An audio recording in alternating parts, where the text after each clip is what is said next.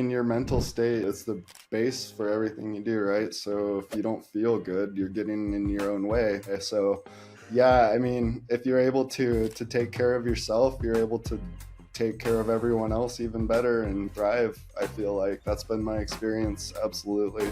Part of the reason I even started this podcast was because I just feel like there is such a need to break down things and show people that things can be done in different ways, and that just because your way is different, it doesn't make it right or wrong. Like, it's whatever looks best for you, right? Like, whatever that be. Hey everybody, welcome back to another episode of Financial Mastery Simplified, where our goal is to try to take financial concepts and just things that touch the financial space and simplify them down. Today our guest is Mr. Pete, or Peter, whichever you want to call him, and he runs an organization that deals with neurofeedback. And you're asking yourself, what the hell is that? And don't worry, because he's going to explain it here in a second. So welcome, Peter. How are you? I'm great. Thanks for having me, Jax. So tell us a little bit about like what your business does, kind of what it is, maybe like how you kind of touch the financial space, because you do it in a very non-traditional way, in my opinion. Yeah, sure. Okay, so I run a business where I provide neurofeedback system rentals across the US so that people can train their brains at home. Training your brain is a way to get rid of nervous system dysregulation, such as anxiety, depression, some PTSD, brain fog, overstimulation. A lot of things that happen to your body over the years can be attributed to nervous system dysregulation. So these systems help you kind of calm your system down from the comfort of your own home. Traditionally, it's something that's done in a clinic setting, and they've figured out how to make these systems accessible to the average person and very usable, easy to use. So I have a fleet of these things, and I send them out everywhere to help people out. Yep. That's awesome. Well, and I mean, so for those of you listening, I personally have actually used Pete's machines. And the part of the reason that I chose to kind of go down this path is I don't know if any of the rest of you ever struggle with this, but on the financial sector, a lot of our thoughts about money are mental, right? Like they have to do with how we were raised, they have to do with how we were taught. And then a lot of it is just like what we're dealing with personally. So anxiety or depression or things like that. And so I was telling Pete before we hopped on here that I am a horrible and shameless shopper.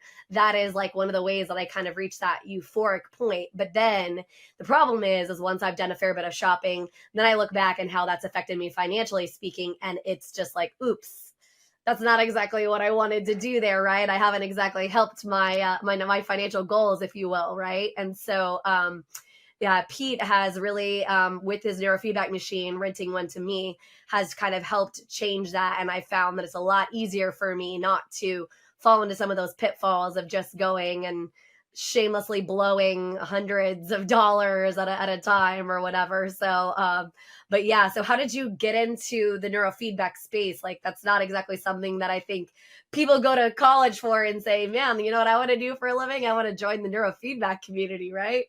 No, it's kind of an oddball one. And that's sort of why I started the business. People don't know about it. And I happened to find out about it the hard way. So I had some things that I needed to deal with in my life, anxiety, depression, things hanging over my head for years. I tried to do the medication thing, therapy, all of that. Not saying those didn't help or work in some way. Those things are great, and there's a place for those and a time for those. But at a certain point, those weren't working for me anymore. So I needed to get better. I needed to feel good and be able to just live a regular life. So I had a family member who owned these systems, and they did me the favor of lending one of these things to me for as long as I wanted to use it. And I ended up doing 50 plus sessions, and it literally changed my life. I went from feeling kind of down and out, or actually, yeah, down and out to on a great trajectory. Now I have a business. I'm making a great paycheck. Like life's pretty good right now. So yeah, long answer short, I needed to use a system and I figured out that it works for people. So I thought it could benefit other people. Well, which is a really good reason to start a business, right? But I think it's lost on so many people in my space, particularly. I mean, that I'm in the mortgage space where by the time people get to us, they're so entrenched in, the goal of owning a home and whatever, and they're not looking at the bigger overarching aspects of what is affecting them in that kind of space and in that headspace. And I will argue until I'm blue in the face that the mental aspect of finance in general is such a huge deal, right? And unfortunately, in America in general, we're not handling mental health the way that we probably should. And I think it's trickling down to every aspect of our lives, including financial, right? Because this is what's creating a lot of the stressors, right? Whether you be a shopper like me, where you're spending way too much money that you don't need to be spending, right?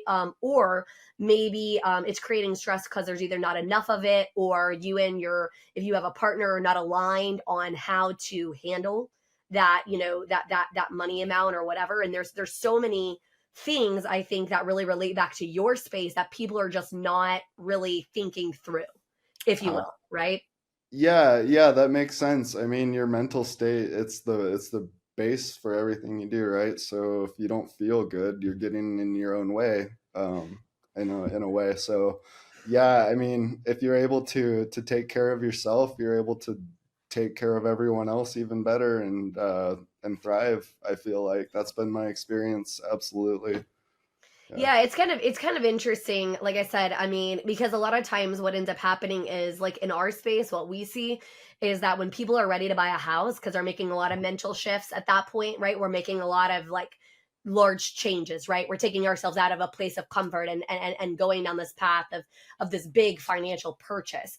And Mhm. when they're taking those steps, we're finding that they're changing a lot of things in their life. It tends to be that this is when they want to change jobs, they want to buy Mm. another big purchase. Like, we always kind of laugh that that's the case, but it is that, it's like they want to make all the big decisions at one particular time, or whatnot. And so it's just kind of an interesting thing, the way our brains work. But the neurofeedback machine is not just for people also who are just like deal with depression or mental space or whatever, because doesn't it, and you can correct me if I'm wrong because I'm not privy to all the science behind it. But doesn't it help just improve the way your brain operates overall with all of that aspect in It thinking? really does. It's sort of it's a cognitive enhancement tool. Many people actually do use the machine solely for those purposes. A lot of biohackers, quote unquote, use the machine to improve their memory, to improve their focus. Those are huge things. I mean, the machine can help people get rid of their ADHD, so that's a focus thing. But with people who don't even suffer from that, it can still take their focus from a certain point and make it better. It optimizes the brain. So what it does is it's telling your brain what it's doing right, and it's rewarding it for that, and it's telling it what it's doing wrong, and it's negatively rewarding it for that. So any brainwave pattern that's even a little out of whack, it tends to just fine tune that, and people who don't feel like they have issues, who use the machine, but just want to see what it can do, generally feel like they're greatly benefited with things such as mental clarity and improved focus. So yeah, it's a really great tool for improving yourself, no matter really what point you're at. But yeah, we often see big changes with people who are really feeling bad. But Yeah. yeah, yeah. I think a lot of people, I mean, mine, it's so funny because when you would talk to psychiatrists about me, they would always say that even though I was pretty depressed, I'm pretty good at functioning, right? Because I, like you, over the years, I've done tons of different kinds of medicines. I've done tons of, like, therapies and things like that, right? So I'm really good coping mechanisms. I'm usually pretty good at not letting myself get, like, to a too low position, right, where I'm just struggling really bad. And I think that's an important thing to point out, is that a lot of you, whether you realize it or not, you're struggling and you're very functional, right? Mm. Whether it be that you're clinically depressed or not, like maybe borderline. But we deal with so much in our lives today. There's a lot just bombarding us like constantly. It's really hard not to get overwhelmed, in my opinion. I mean, part of the reason I even started this podcast was because I just feel like there is such a need to break down things and show people that things can be done in different ways, and that just because your way is different, it doesn't make it right or wrong. Like it's whatever looks best for you, right? Like whatever that be. And I think the neurofeedback machine is kind of the same, right? Like there's people who need it like very badly because they've got some serious clinical depression situations, and then there's probably people who can just utilize it to maybe go that extra mile and push themselves over the edge, if you will. Yeah, truly. And yeah, to your credit, people, there are many high functioning people that end up using the machine that ran for me, and sometimes it'll, yeah, they're people who, high achievers, people who use high stress as a tool for their careers and for their daily lives. And some of them don't realize that stress might be taking a toll on themselves over time. And you might feel like it's a boon to yourself. You feel like it's helpful to have this high stress, but at a certain point, it really does start taking a toll on your cardiovascular health, on your mental health, and you might not know exactly what's going on. But yeah, I see these high achievers. They're not people who traditionally classify themselves as depressed people or like or anxious people, but like they use these machines and they're able to through the cognitive enhancement, they're just able to operate better. They're able to turn that stress into just even a better, I don't exactly know how to phrase it, but they're able to use that stress in a better way and not have it take a toll on themselves as much as it was, I guess. It's not taking away their high achieving traits, but it's really just improving them, because high stress over time really does take a physical toll on your health. And Oh yeah. I think people are finding that out more and more these days, especially after COVID and being working from home and having just all their lives kind of compressed into the home. You know, working from home and stuff. It's stressful. So yeah. Oh, for sure. Well, and I've mentioned this, and I don't know if I've mentioned it on the podcast, but I know I've mentioned it before in different meetings and things like that. It's crazy. There's a crazy statistic that says that like about 300 or 400 years ago, the amount of information that we encountered in our entire lives is the amount of information we now encounter in one day. In one Wow. day.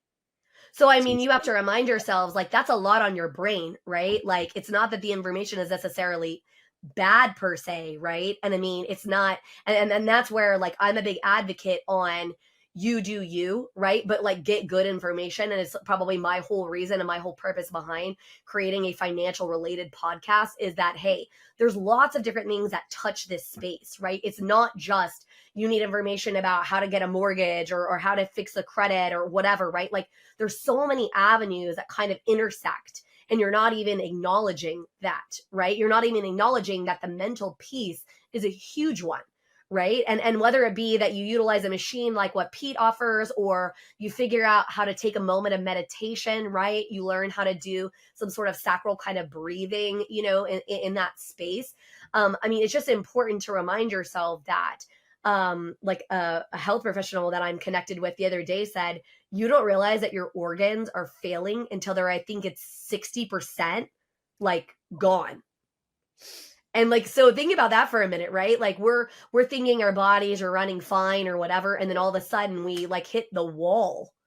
Yeah. Well, it's because we didn't realize we were depleting them to a level, right? And like we just were expecting more and more and more and more out of things, right? And I mean, there's something to be said about stepping back and kind of simplifying and figuring out ways we can improve our lives and our lifestyles to what's going to work for us.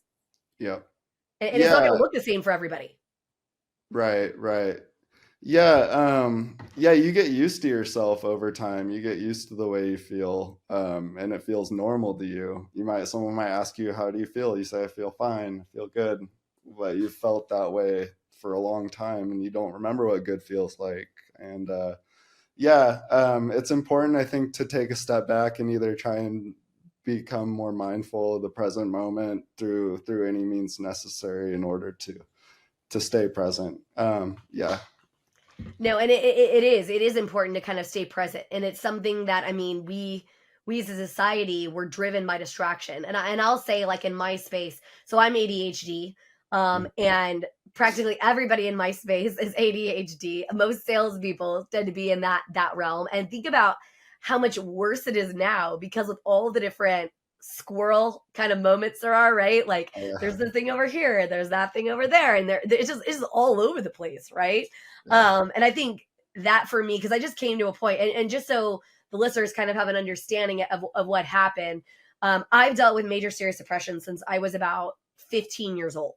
Okay. So I'm about to be 41. And so, yeah, I mean, I've dealt with this for the vast majority of my life. And I'd reach a point where I was okay and I'd level out some, and then I'd fall kind of back into it. And after tons of different therapies and things like that, I got to a point where I'm pretty good at, kind of pulling myself where I'm not deep in the pit of depression, but I probably am more just functioning because I have to than functioning at like my highest capacity. And Pete and I kind of met on accident, and as I sort of learned his story about what happened to him and his family and how he ended up understanding about this machine, that kind of idea sort of fascinated me. I was like, okay, so I have another choice besides just taking medicine, because for me, I metabolize medicine really weird.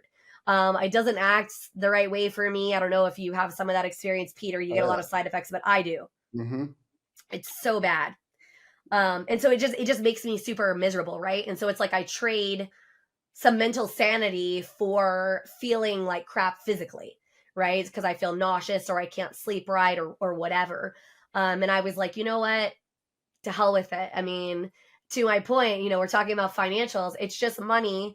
You have to kind of pick and choose your battles on what's important to you, prioritizing what makes the most sense. And for me, at this juncture, I'm like, no, I have to prioritize like my mental place in this space, and not having to take the 800 kinds of medicine they want me to take that are not being as effective as I'd like.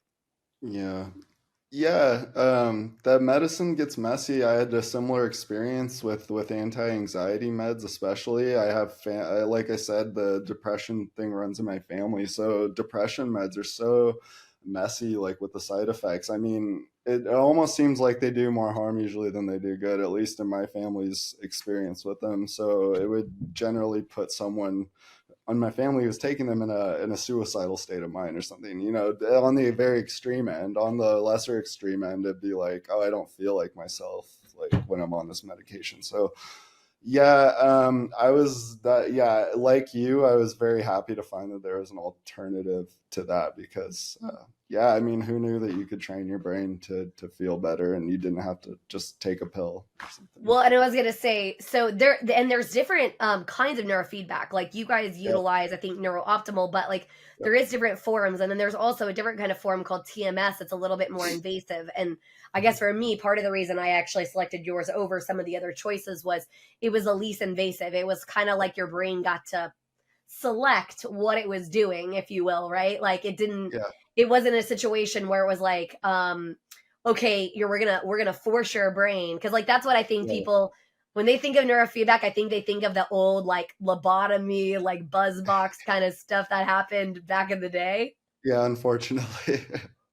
Well, and Yeah. I mean, in fairness, like, they were trying. I guess we could try to give them credit for that. It just was not Right. very effective. No, no, but it got us to where we are now, thankfully, I guess. Yeah, the system to your point is much gentler.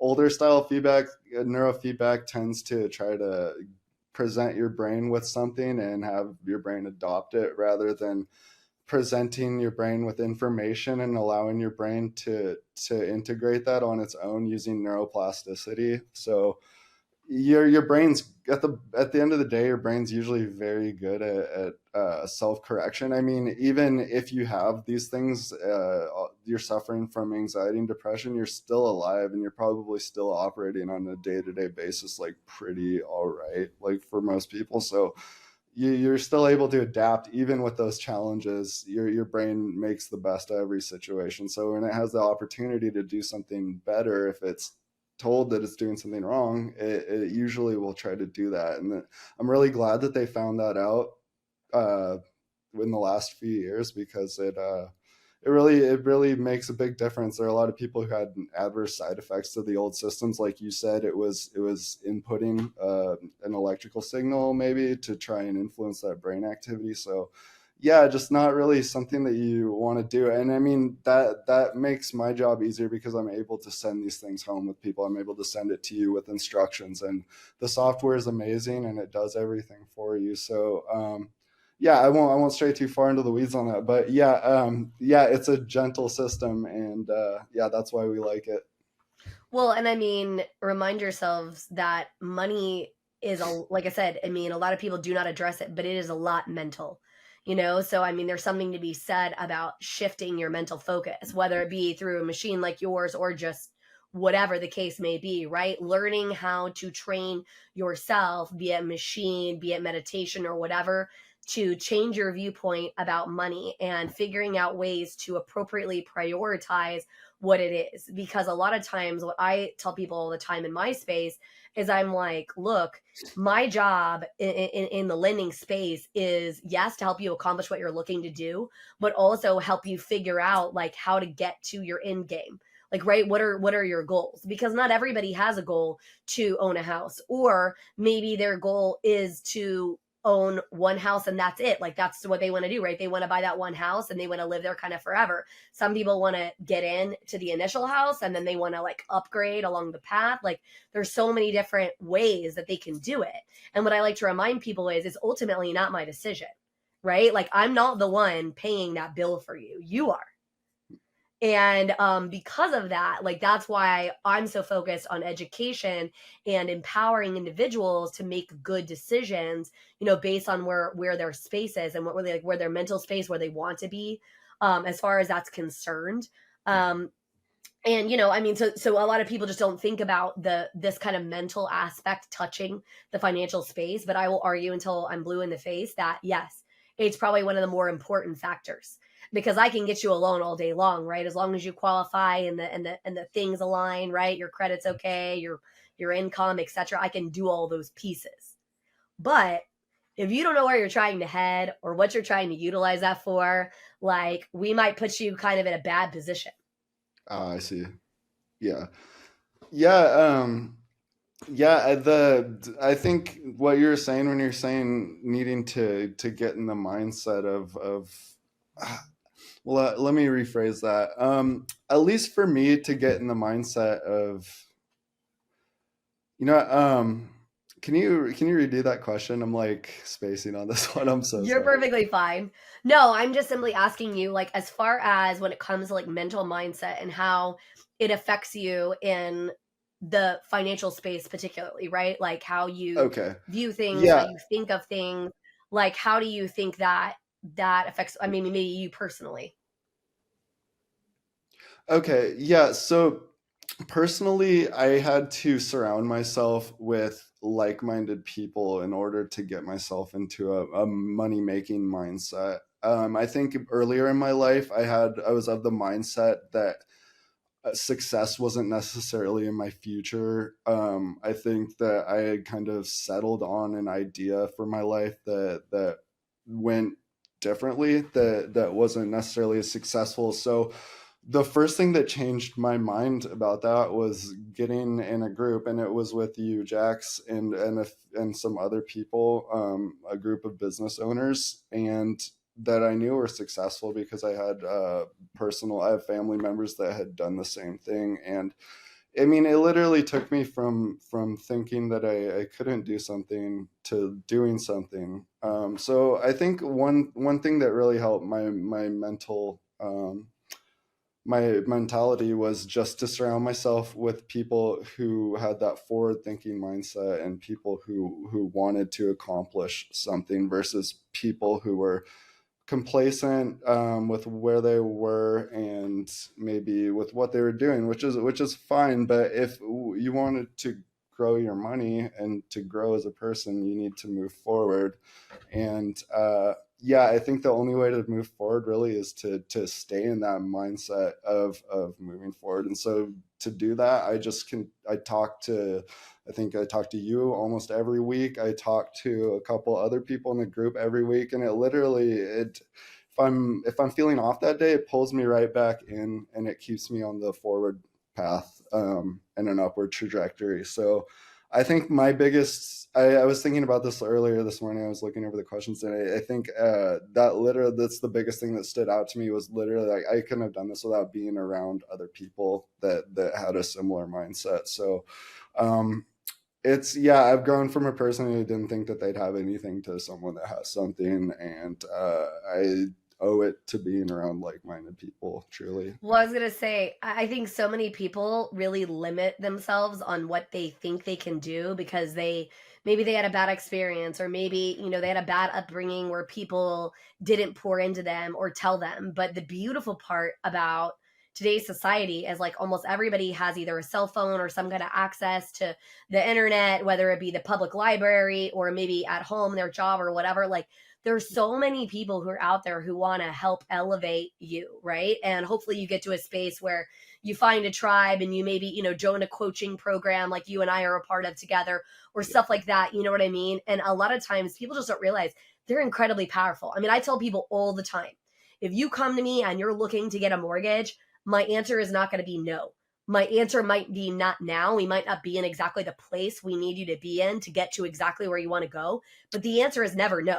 If you're willing to put in the work, if you're willing to find the way, the path, like, you can pretty much accomplish almost anything, right? And technology has opened so many doors like that for us, right? Like, I mean, think about it. There hasn't been before now like a machine that could like help us, you know, do these things with our brain, help us, with this or whatever, or give you other choices. Okay, so I don't want to do the machine. Okay, I can go online and find mindset courses or Right. meditation type whatever, right? Like, fill in the blank, right? There's so many different options.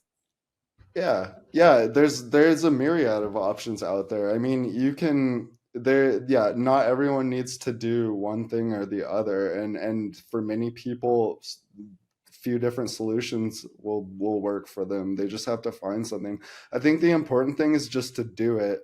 um, a lot of people get hung up on just, I don't know, just kind of making things seem bigger than they are, instead of just going for it and starting in on it. It might seem like a monumental obstacle to overcome your anxiety or depression or just your mentality, and like there's no other way to do it except by doing it. So I think that's another thing that's been helpful is just to say yes to things, that are in line with your space, whether or not they might feel right to you at the time, and just to trust that being around like-minded people and helping them out too. You need to be someone's who you need to help be there for them, and they're going to be there for you. And I think that the mutualistic relationship, symbiotic relationship, maybe like is really powerful. And if you are able to cultivate even one of those, that's a big deal. If you have a couple of those, I think you're set, probably,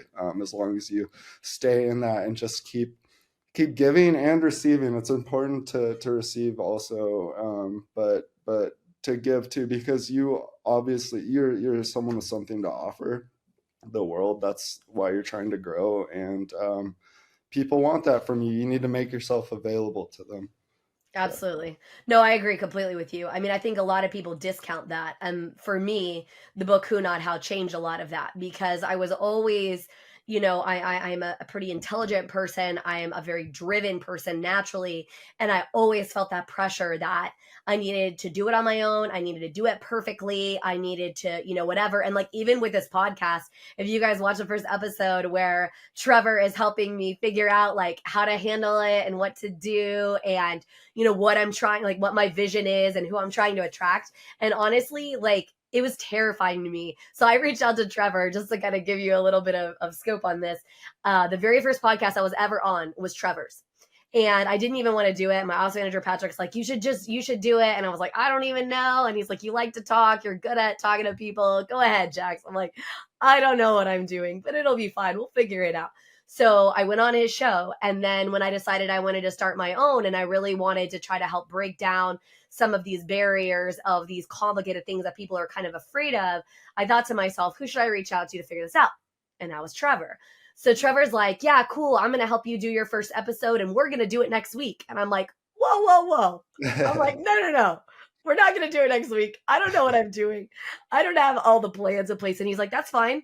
We're still going to do it. And I'm like, wait, what? So I was terrified, to say the least, right? And I still will be honest, I don't entirely know what I'm doing, but I know that I have a purpose and I have a voice, right? And I have who's in my life, like you and a bunch of the other people that I'm connected with. And we all have good information to give, right? We all come from a place of contribution. We want to help people reach the heights that they want to reach, right? Whether it be through utilizing our services, right? Like your neurofeedback machine and me helping you do mortgage, stuff like that, Yeah. to us just connecting you with people, right? Hopefully what we're doing is broadening your mindset, making you realize that, first of all, you're not the only one. Like if you think you're the only high functioning depressed person out there, I promise you you're not. I've been there. Like I have struggled massively and I'm totally not afraid to say it because somebody else needs to hear that. They need to hear they're not the only one, right? Like, because I think that's the worst feeling. I don't know, maybe you disagree with me, but like, isn't that a horrible feeling when you feel like you're alone, like you're struggling through it without any help?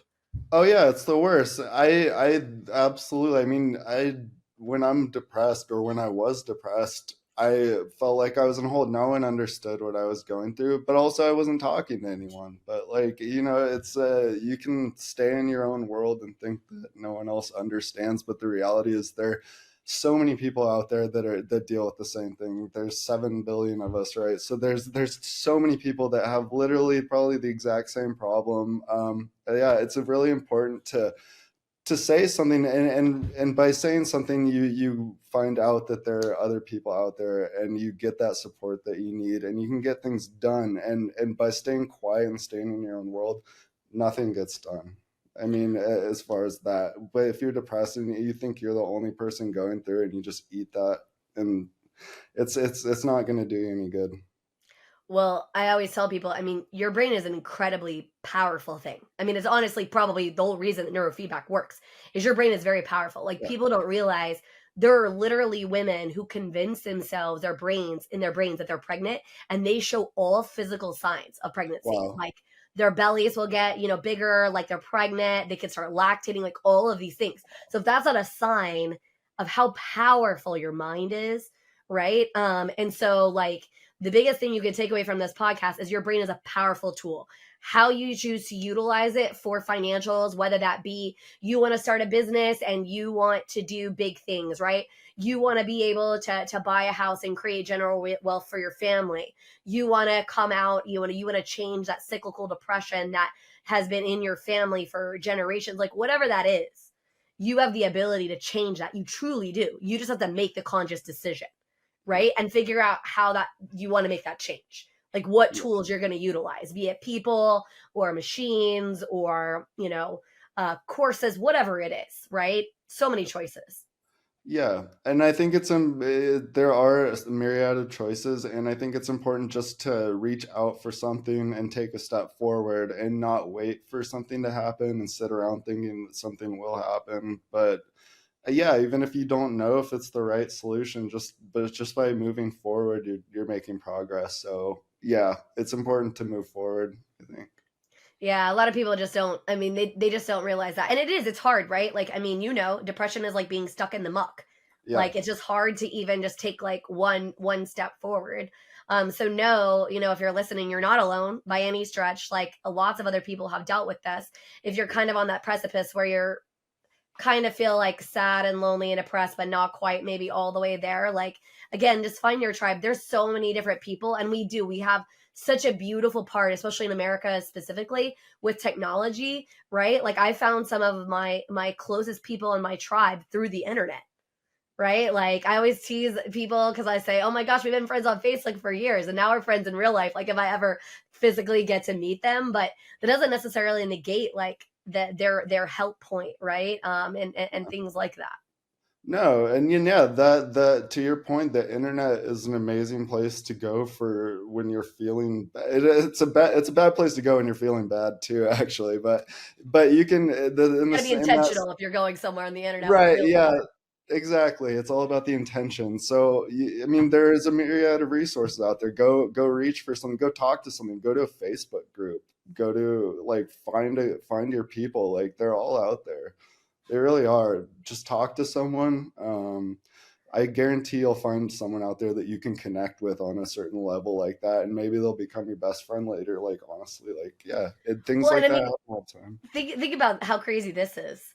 20 years ago, you and I would not be doing what we're doing right now, right? Like because it would have been really expensive to try to like get on a call, and even though the internet existed, it would have been like weird, laggy, like it would have been hard. You know what I mean? Like there's Right. so many different aspects that like would have just made this such a hard thing to accomplish. So Yeah. even though there is so many things that are touching our hands, and it can be very overwhelming, right? Just trust yourself to know like what is speaking to you, right? Like what's because the resources are there, right? And there's tons of resources, and utilize them to their advantage. Like there's never been a time more in history where you really can accomplish whatever you want to accomplish if you just be intentional with it, right? Like just go after it, decide it's what you're gonna do, and just go for it, right?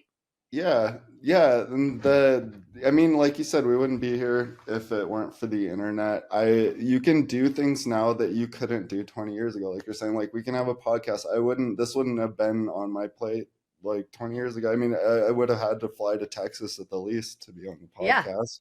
And you know, like I guess my point is that you can create such a big container for yourself over the internet, marketing container, and yeah, like for your business, however you want to grow. Like all the tools are here now at your disposal. Just literally, you just need to find them, and they're yeah.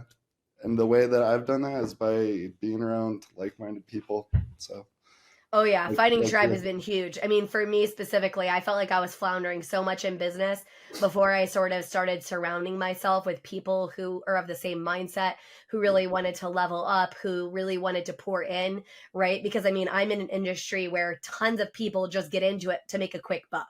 Right. They see mortgage and real estate space. They see that, we tend to make a fair bit of money on transactions. So that must be what I want to do. And then they don't care about the consumer, the customer. Like they don't care about their goals or their thought processes. Honestly, like PBJ was birthed out of the fact that number one, I could not stand that so many people in our space tried to make mortgage seem so complicated, to like make themselves seem so intelligent.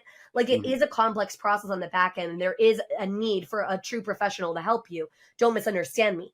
But if you're coming to me, I should not make it complicated, right? I should be able to break it down in such a way where you understand the things you need to understand to make good decisions, right?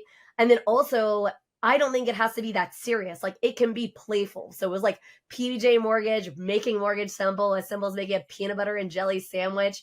It's kind of dorky, but like it was to make you realize that like it didn't have to be this big scary thing. Like mortgage didn't have to be ooh, like the boogeyman. I don't know.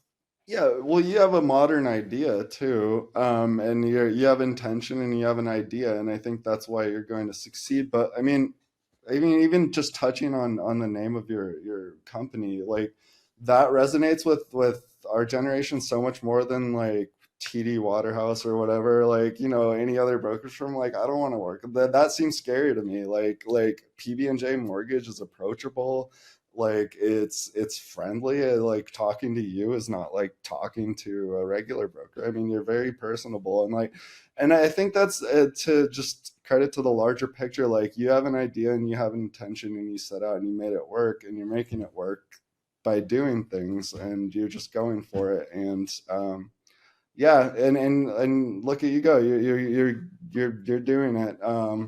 Yeah, Well, yeah, you it's too. just You cool took to something hear that. that was helping you, right? And then you said, you know what? I can make this a business. Like I can help other people that way, right?